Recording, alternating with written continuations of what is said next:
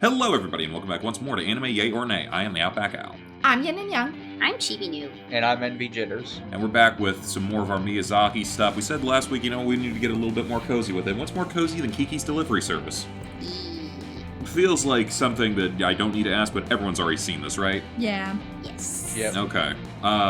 Long-time watchers or more recent? Because I know we had a bit of a disparity of when everybody had seen Cast in the Sky last time.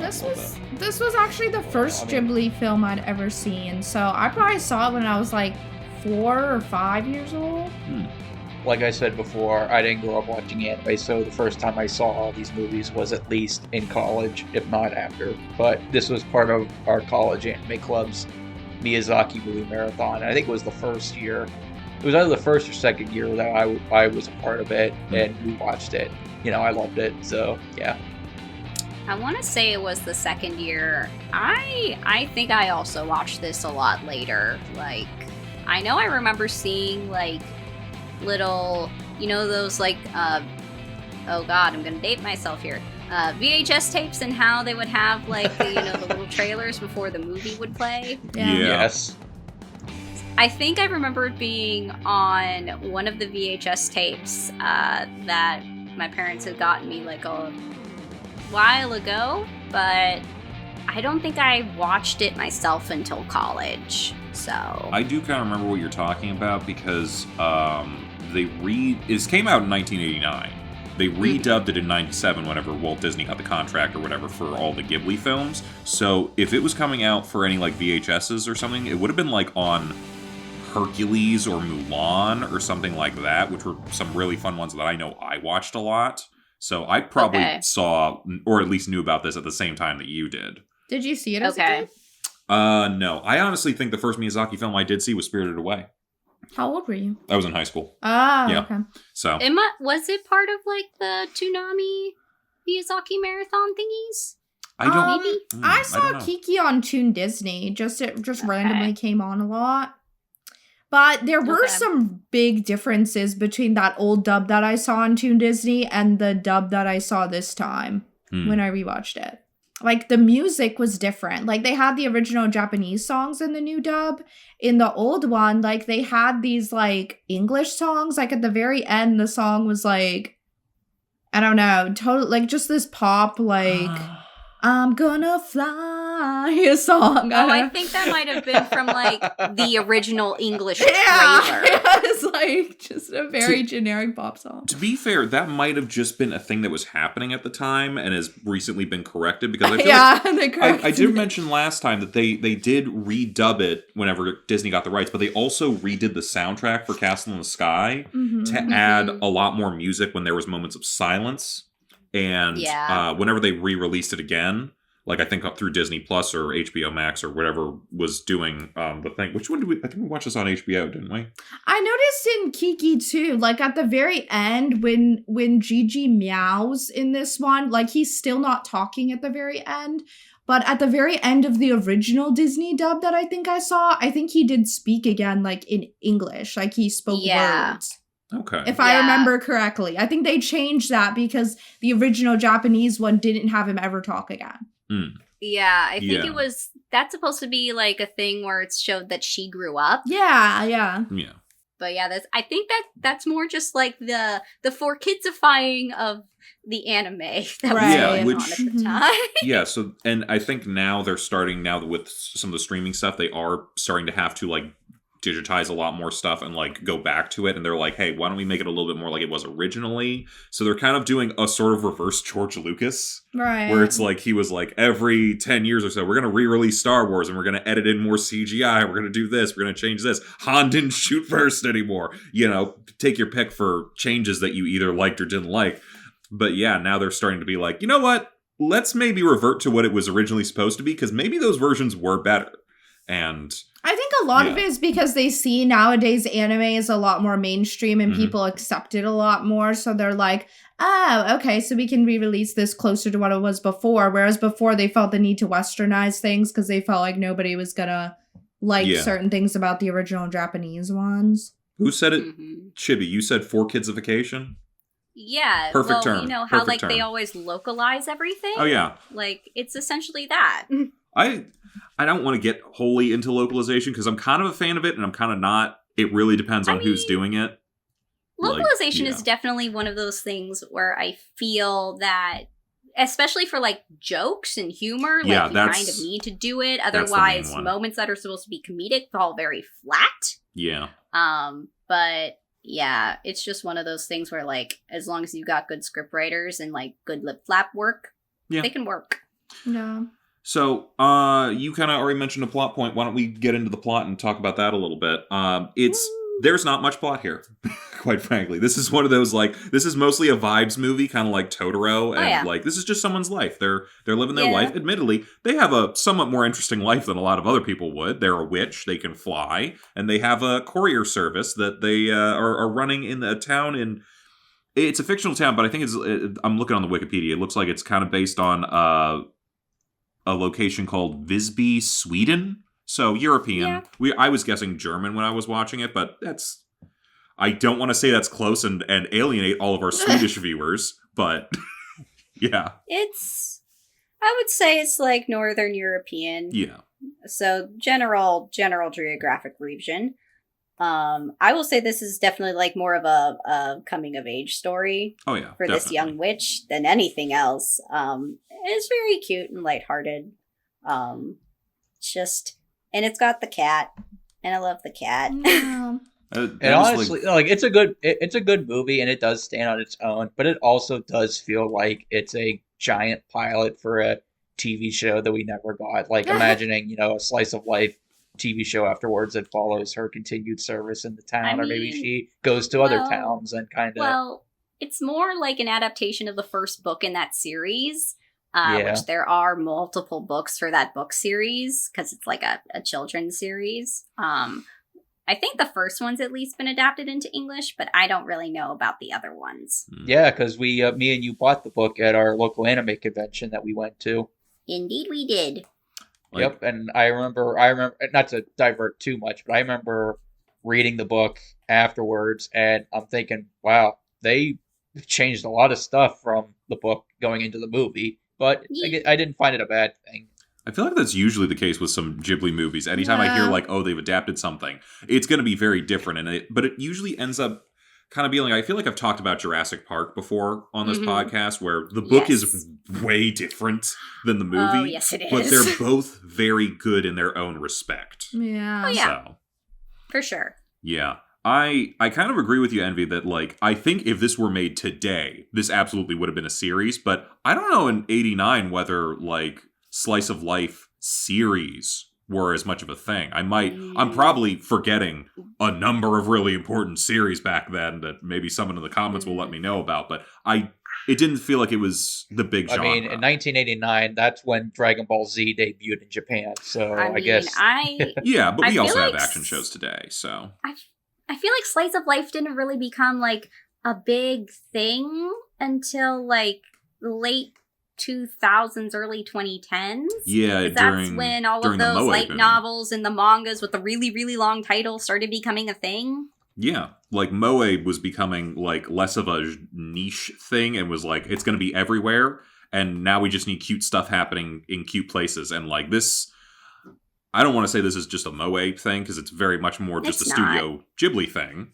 But yeah, I could see this. I could see this fitting very easily into the landscape of today, if they decided to make it. Well, maybe not today, but a few years ago, perhaps. I don't want to see it in the landscape of today, because then it would get creepified, and I don't like that.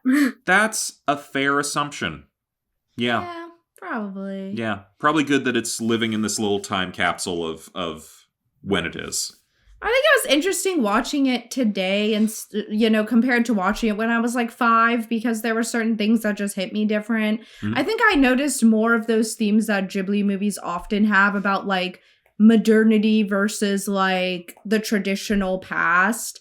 With like people looking at her weird because she's like a very traditional witch. And like when she first comes into the town and the police being like, you need a license to, like there was just a lot about that I thought was interesting. And you can see the contrast of like her versus everybody else.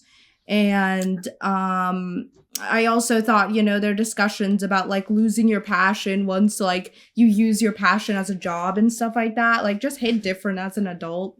Because I didn't really understand that plight so much as a kid. So it was like an interesting thing to think about now. Yeah, no, I agree with that. I actually kind of wonder, because we talked a little bit 2 weeks ago, Boy and the Heron, how it was kind of like a bit of a biography thing for Miyazaki. And I'm like kind of, like you said, noticing some of the things, especially with like coming from one place and going to another place and like the differences in that. I mean, that was kind of a big thing for Japan because they had probably one of the biggest industrial buildups in world history. So it was like, hey, a decade ago, everyone was farming, and now everything's factories and railways and everything else. And it was in a very short period of time. So there was probably a lot of people having Kiki's exact experience in Japan. And that was probably like, easy to identify with. Mm-hmm. I mean, even beyond that, the themes of, trying to make your way into the world and trying to be independent. Now, granted, Kiki works different. She's a 13-year-old that's apparently in that universe, you're 13, you have to go on your own and be on your own for a year. Most 13-year-olds don't have to do that, but unless you're in Pokemon. Well, yes. Well, that's 10, but like let's say she's 18 instead, and let's say it's a normal, high schooler that graduates and now they're on their own for the first time. I'm sure people can relate to, going on their own, trying to be independent, trying to be their own thing, trying to be like, even if they're following in their parents' footsteps, they want to be something different. Like the mother was a medicine and herb kind of person. Well, Kiki's specialty is, delivery. So I guess people can relate to that too. Yeah. Actually, it does kind of bring up an interesting question. They might actually do this in the series, the book series. I don't know for sure, but I'm kind of interested to know what all the different specializations for witches is, because, like you said, mom is a healer, medicine, potions, things like that. She meets a girl who's a fortune teller, so that's a thing. Kiki's main thing is flying at this point, but she could branch out into other skills probably as she gets older and maybe learns a little bit more. So I'm kind of interested in okay, how many different things can you do? I like how at the end she straight up steals that sweeper's broom though and just keeps it. Hey man, she got a regular person's, if you're gonna compare brooms, I'm just gonna throw it out there. She's got a country car kind of thing. She's working in the city. She needs something a little more industrial. City broom. She needs a good, sturdy, industrial broom to handle the rigors of city life. And also, she needed, that broom to save the boy. Yeah. Tombo, but she keeps it. Yeah, she's still buying it later. You can get another broom for $5. Yeah. It'll be fine. Yeah, I was going to say, it's not that hard. It's not that much to buy a broom. Yeah. Well, I'm going to be real with you. It's going to be a sturdier broom. She broke her broom before. True. Yeah, I'm trying to think. Did anyone else think I like the characters. I mean, Kiki's, a classic character. I like Gigi. I like the woman that takes her in. I like, all that. I liked all the characters in the film. Yeah, they're all really good. What'd you think of Tintin? I like him. I feel like that's a reference no one watching this is gonna get. I like Tintin. He's very into her. Yeah. And very persistent, but he's nice. Yes, he had Tombo is his name. Tombo is his actual name. I feel like he met her and suddenly realized he's into vaguely goth girls. This was his awakening. If Tombo was alive today or a real person at all, he would have watched Scooby-Doo and the Witch's Ghost and been like, nope, this is what I'm into. No, you know what he sees her as? He sees her as his manic pixie dream girl. No, this is what it is. This is a goth rebel dream girl, dude. This ain't Starfire, this is Raven. I would not describe Kiki as goth, but okay. Goth compared to everybody else. Just because she wears black? Yeah, she only wears black. She's a witch. Blue? She's pretty dismissive of purple, let's be honest. Stuff. It is purple.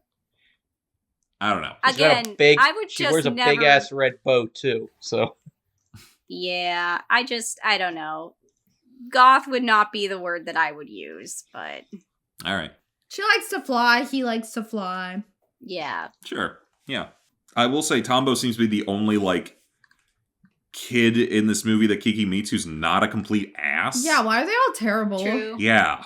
Like that Because lady's granddaughter. Yeah, she sucked. I mean, I can give maybe the little kid who is getting the stuffed animal a bit of a pass. He's a child. He's like but still. 4. But they're oh my all god, terrible a little why bit. was the grandma making a herring and pumpkin pie? Like, okay, yes. Sounds bad. It's like I'm a little bit on the granddaughter's side. I'm a little bit not, because I'm like, okay, yeah, I wouldn't want to eat that either. No. But you at least take it and you be grateful that you got something. Just be nice about it, but it still like sounds really gross. Just pretend to eat it. It's like, oh yes, it was so good, Grandma, and send back the dish after you throw it out. I don't know. Okay, but the cake she made Kiki was cute though. Oh yes. That was a cute cake. It had herring in it. You know that it did. No! All the food looks good though, because it's Ghibli. Yeah, like, I think, how many years after Castle in the Sky are we now? 4 or 5? Couple. Yeah. Thereabouts. They approved 3 their years. food. I said it before, I'll say it again. Yeah, you gotta wait for the good eggs. Mm-hmm. I mean, there's not really eggs here, though. There was pancakes. There is pancakes. There was pie, and there was bread. The bread looks great. Uh-huh. Love the bread. I mean, they better have good-looking bread. She's living in a bread shop. Uh-huh. I will say, there's a bit of a safety concern because they have an oven that's kicking out smoke right into the workroom, and it's not like being, chimneyed outside. I'm like, that's a dangerous work environment, but you do you. Probably why the guy doesn't speak anymore. He spoke like twice in the movie. He spoke once. He's like, "Hey, the blimp's going down," and that's it. What's her face? I forget. I don't know why when I was a child I Osano? didn't connect that like they were married, him and Osano. Oh, she wears the pants in the family. She's Tress McNeil. She wears the pants in the family. Like I don't know why. But... Anytime she laughed, all I heard was the crazy cat lady from The Simpsons. I gotta be real with you. Well, I do appreciate that you've got a cashier's check. Now, do you have any pets?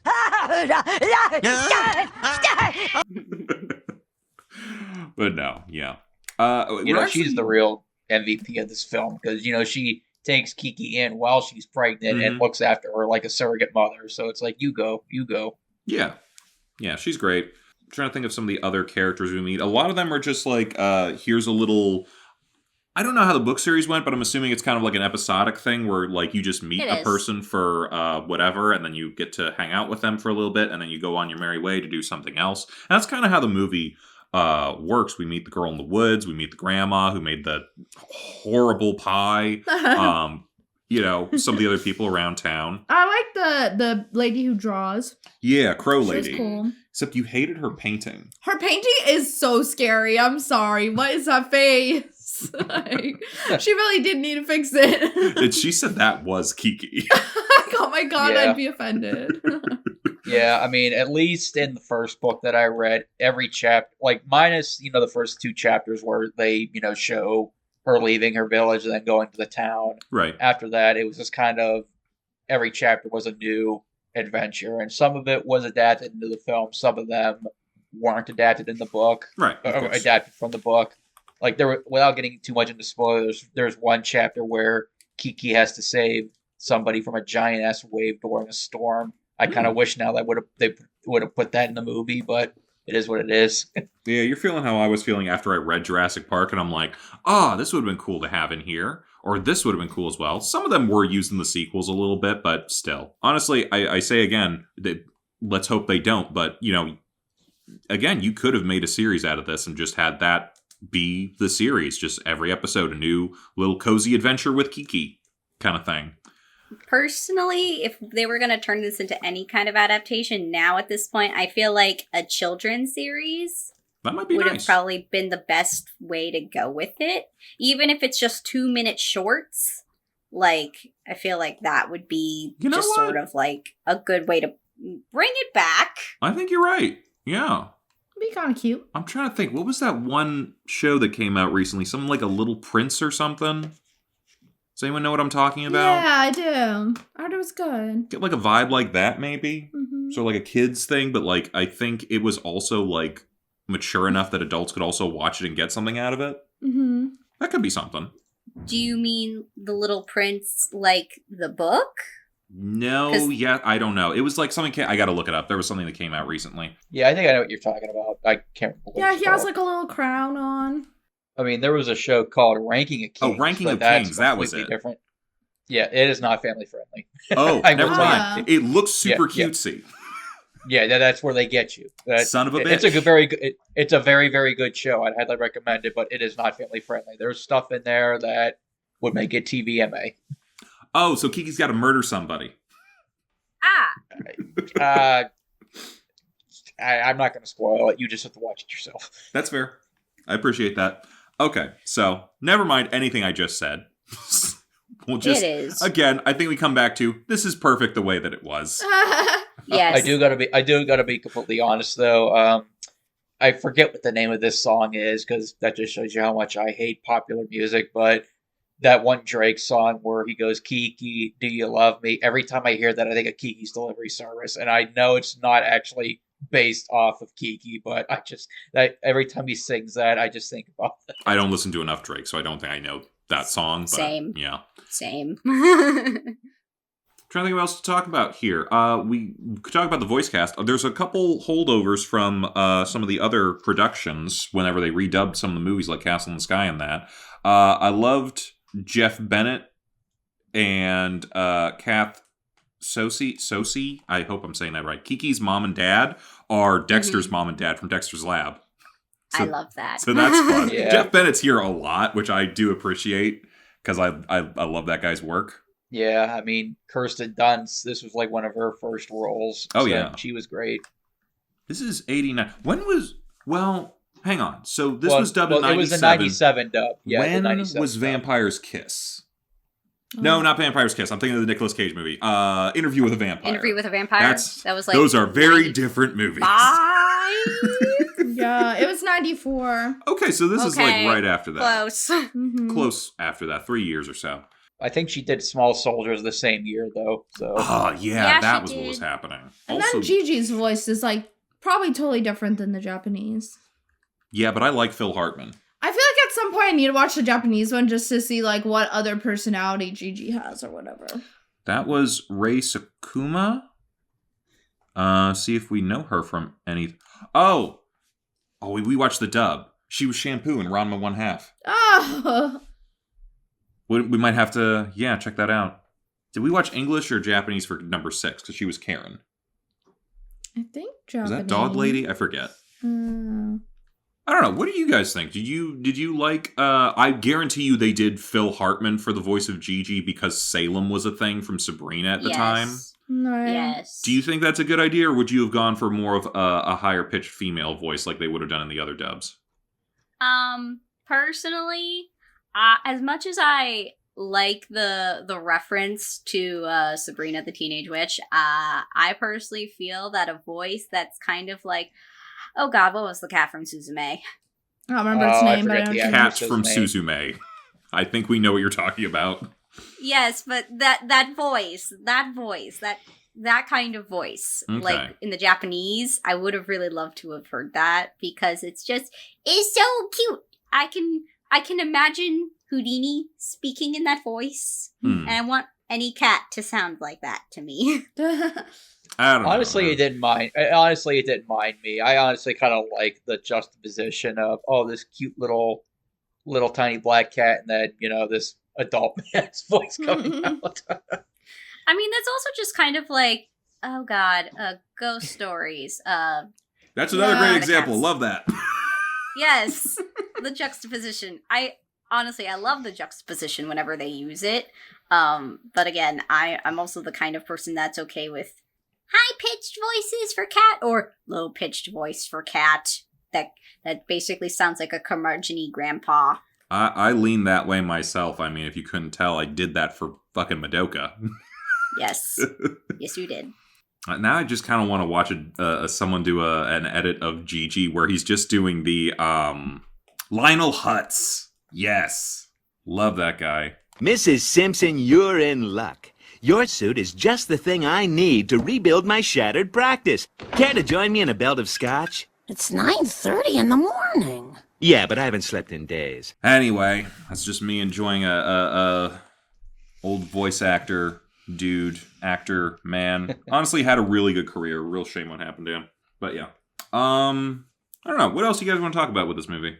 Well, I mean, we talked about whether or not, this movie would, or this property would exist in today's market. I mean, obviously it's a classic for a reason, and, many kids have grown up watching it through different generations. But do you think today's generation of kids, the ones that are addicted to smartphones and tablets and all that stuff, do you think they have the attention span to watch something like this in Totoro, where they're kind of more slow, not shit popping up on the screen like the Minions every 5 minutes? Do you think they could watch it? I have trouble answering that question because I don't think I currently know anyone under the age of 20. So, as far, I mean, my cousin's children, I think it really all depends on the kid. Yeah.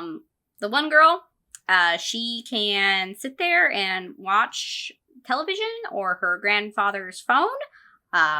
She can be glued to a screen for a very long time because she just has the attention span for it.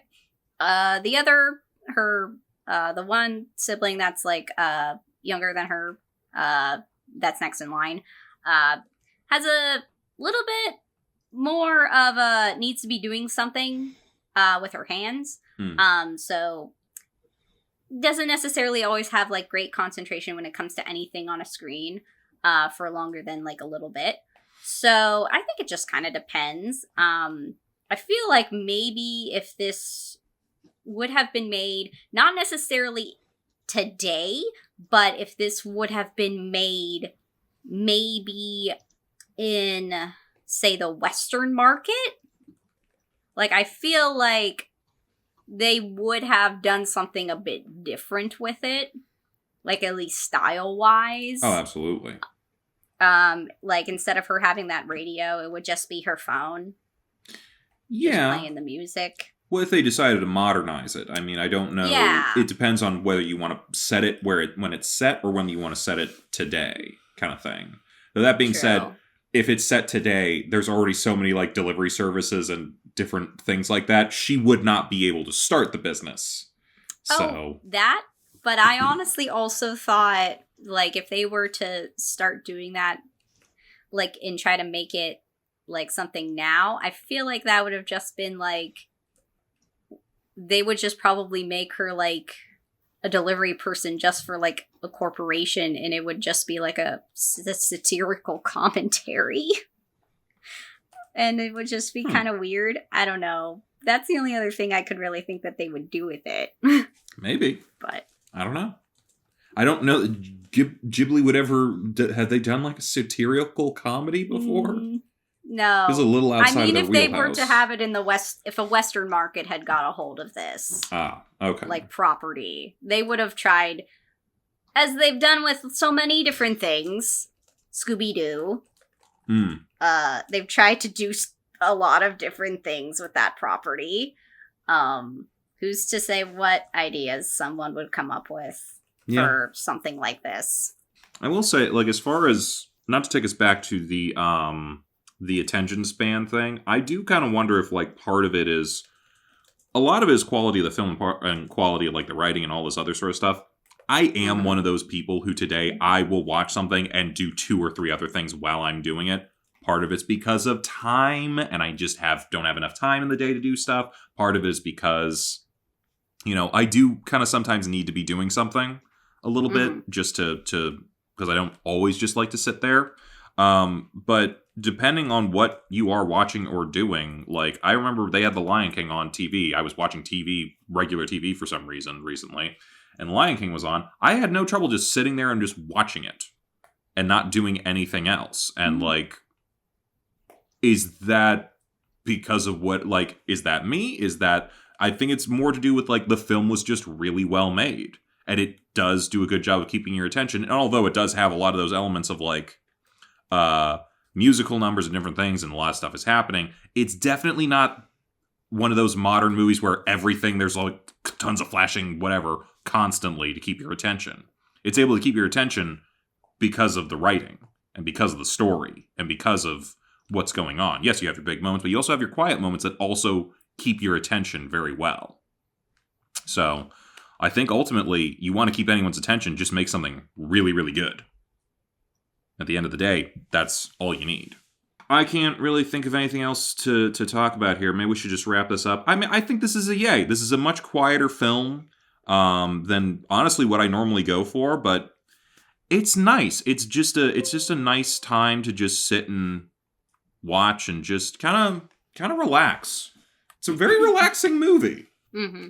Yeah, this one's a definite yay for me. It's one of the most nostalgic Ghibli movies for me, and like a huge part of my childhood, honestly, and a lot of what like inspired me in terms of like fantasy fiction and stuff like that. So I would definitely give it a top yay. Yeah, I would also probably give it a yay. 'Cause I mean, I've at least bought enough merch and t-shirts for this movie that my mom now knows what it is. So I'm like, yay. Yeah. I mean, it's a high yay for me. I don't know where I would rank it in my official Ghibli tier list, but it would definitely be in the top tier. It's a quiet film. Well, not a quiet film, but it's a light-hearted, laid back kind of film, but it worked for me and it was a lot of fun. And despite what I asked earlier, I do think it does hold up, and it is a film that you could show. Even if you have no interest in anime, you can just show this to your kids and say, "Oh yeah, this is Disney. Yeah, sure." Wink, wink, nudge, nudge. So, yeah. So yeah, it's that. Yeah, sounds well like it. Real quick, just because I feel like I could give this recommendation pretty easily. If you enjoyed Kiki, and I'm just kind of plugging an author that I enjoyed their work. It was a webtoon. It was a webtoon, and now they've published it. Yeah, they published it into a full graphic novel at this point. It's called Hooky, and it's from an author named Miriam Bonastrater. I probably butchered the hell out of that name, but it's about two twin witches who miss the bus to go to magic school and then have to figure out what to do from there. And it's a lot like Kiki in its art style, very Ghibli, and it's very fun. But it also goes to some much darker places and explores a lot of heavier subject matter as it keeps going. So if you're looking for Kiki, but also something that is a little bit more on the grown-up side than Kiki, I would definitely recommend that because it's a really good series. And Chibs, I think I got to give you that second book. Yes, you do. I was just about to say that. I will get it to you. So, yeah. Check that out. And also, don't forget to check out the last Ghibli movie we're going to be watching for the month next week. We're going to be finishing off with Howl's Moving Castle, another adaptation that they've done with some magic stuff flying around. We got some cutesy things, but also castles. So let's go back to what we did before. So, yeah. Come back for that, and then we'll let you guys know what we're doing in February because it's gonna get weird. It's gonna get weird. We'll see you guys then. Bye-bye. Bye-bye. Bye. Hey, thanks for watching, and if you haven't already, be sure to subscribe and ring the bell icon for notifications. If you enjoy this video, give us a like, and if you haven't already, check out some of our previous episodes, our daily gaming videos, or our parody series Madoka Magically Abridged. See you next time!